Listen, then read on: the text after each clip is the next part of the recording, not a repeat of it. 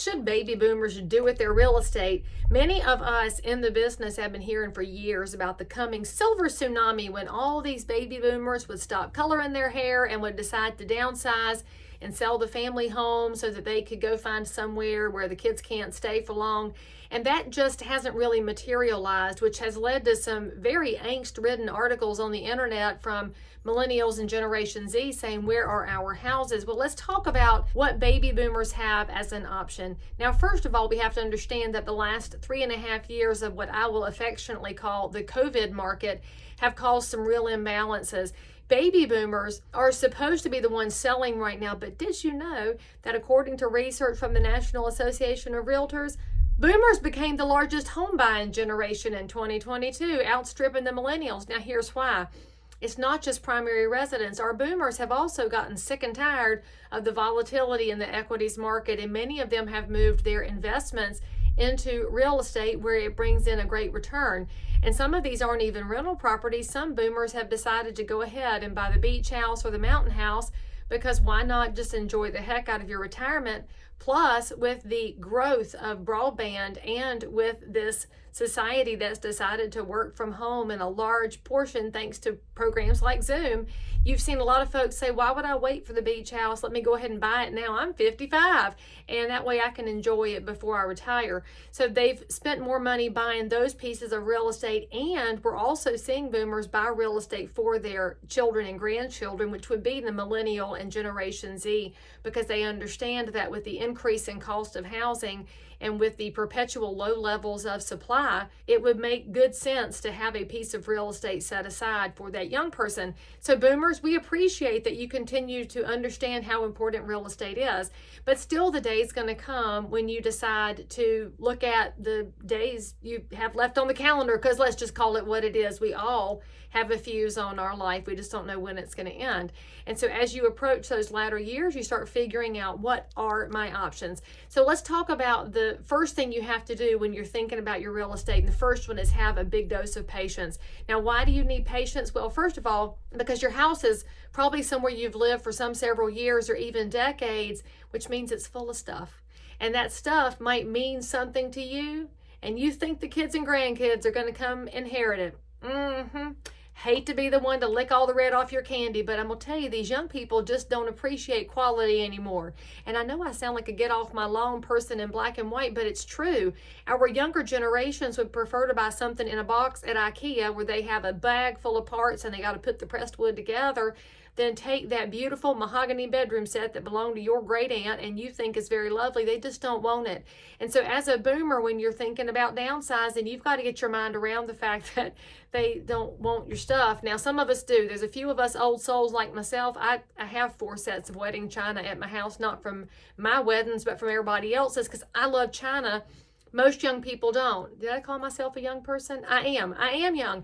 But reality is, you've got to figure out how to emotionally detach, not just from the real estate, but from the stuff in it. And that's a process. Now, your local realtor right here, I'm not going to push you on anything. I will walk you through that process and be right with you in the journey, because I've been through this with several family members and with a lot of clients.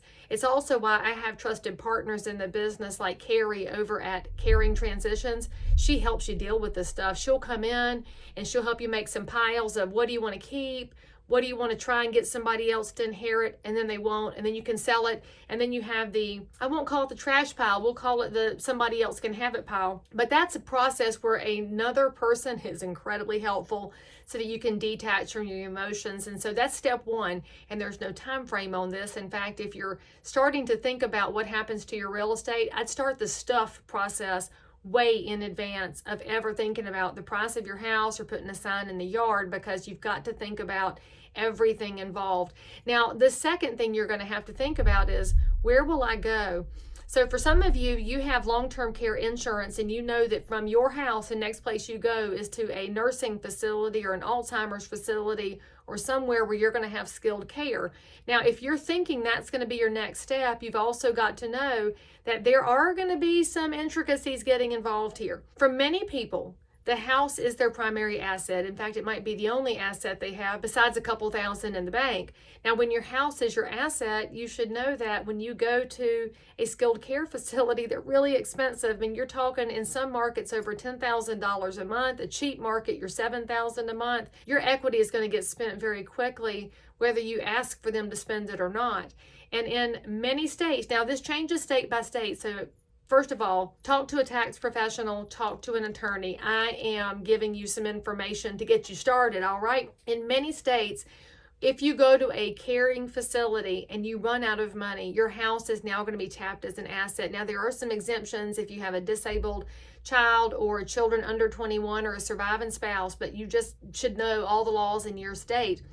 If they decide that your house is all the assets you have and you've stayed beyond a certain time frame, Medicaid can take your house. Medicare can attach your house. And if you wanted to get rid of it right at the last minute, they even have what we call a 5-year look back period where they can say, you were just trying to keep us from having your money.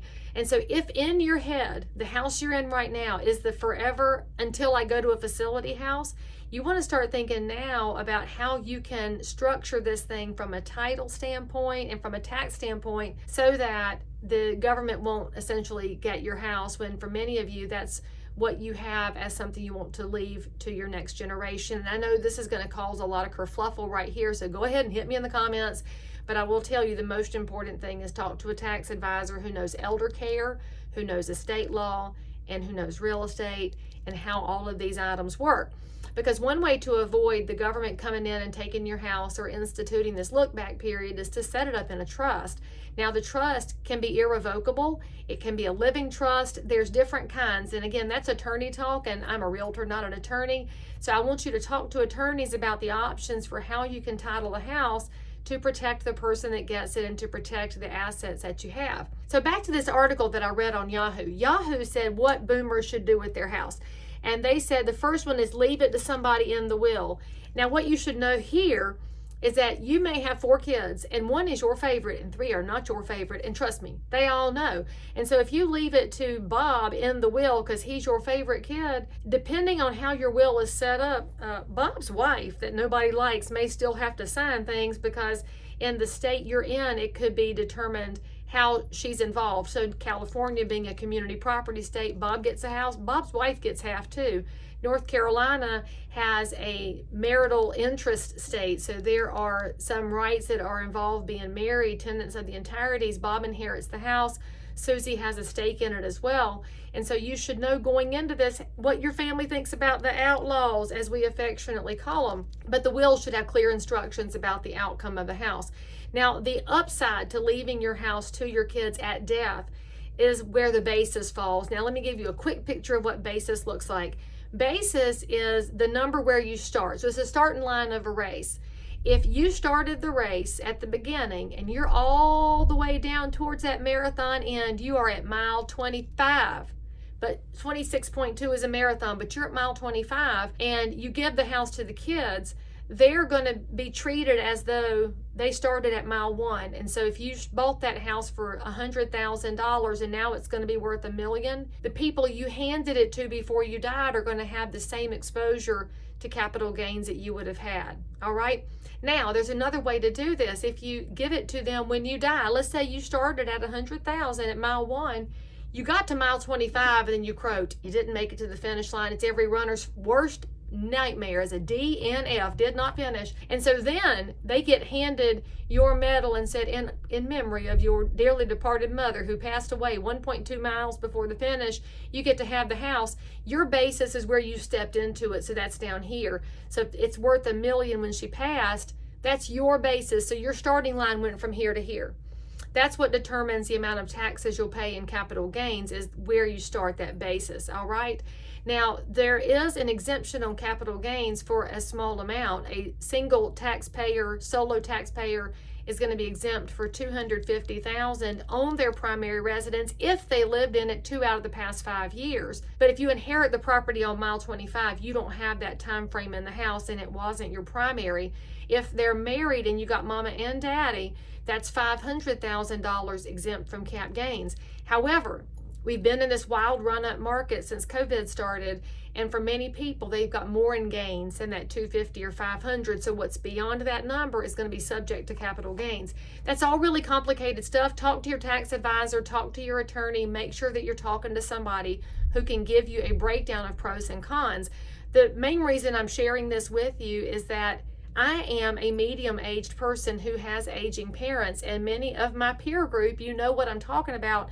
We're trying to plan ahead for best outcomes for those we love, and they're trying to plan ahead so they don't put undue burden on the generation behind them. Now let's go back to Yahoo.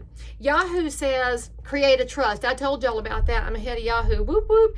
Give it as a gift. You can gift real estate, but this is going to trigger some gift taxes, and it may avoid some estate taxes, but there's pros and cons.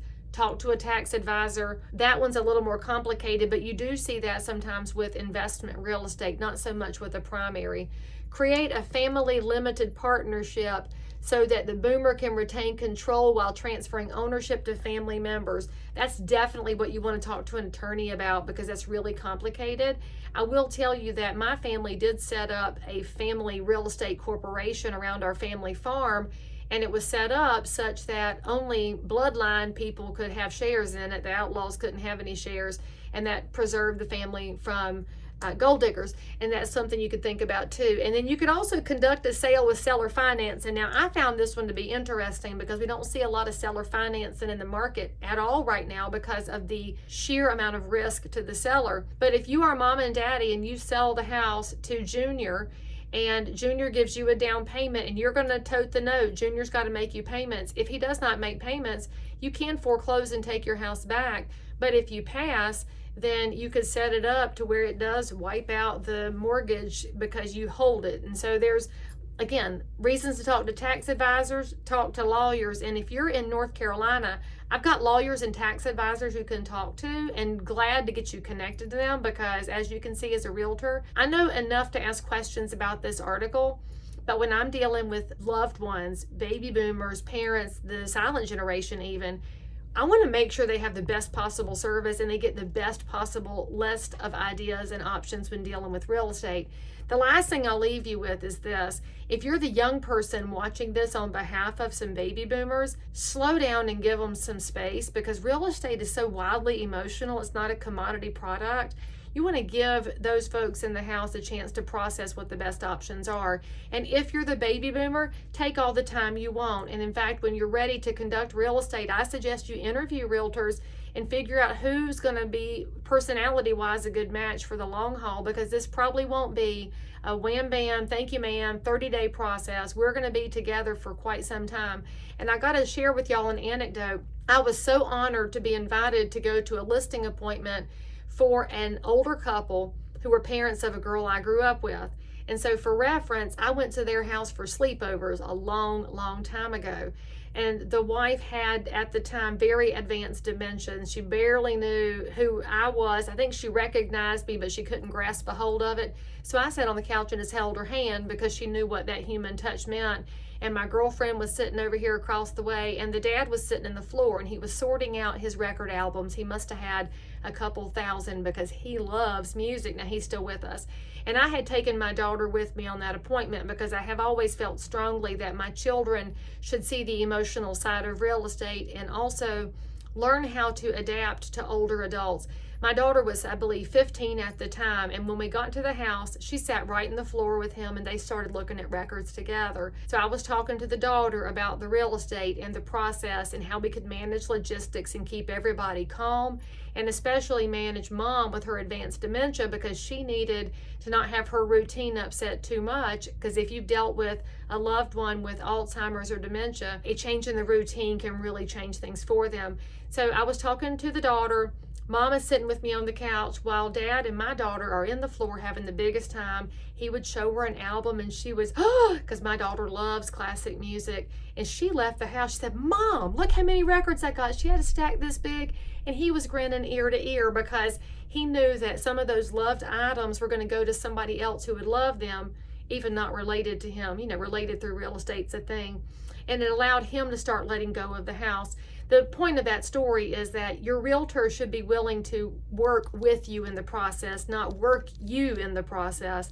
This is hard, but it is enjoyable. And frankly, as your agent, I want you to enjoy what you've built over all these years, and I want you to be able to give something to your kids that makes sense. So hopefully this helps get you started in the process, because you can stay, you can sell, and along the way there's a ton of options, and I want to make sure you have access to those resources, and so does every other realtor. Now, if you watch this and you're not in North Carolina and you're thinking, but Lee Brown, I need somebody in Minnesota, Wisconsin, Illinois, Kansas, I got you, friend. You send me a DM and I'll tell you a realtor out there that I would trust with my mom and daddy, because that's how I'm always going to pick a realtor. If you have questions, drop them in the chat, and if I don't know the answer, I'll get a pro to come in and answer it. And make sure you check out some of our other resources. And if you have something you want me to talk about, some title, give me a shout and I'll do the best I can.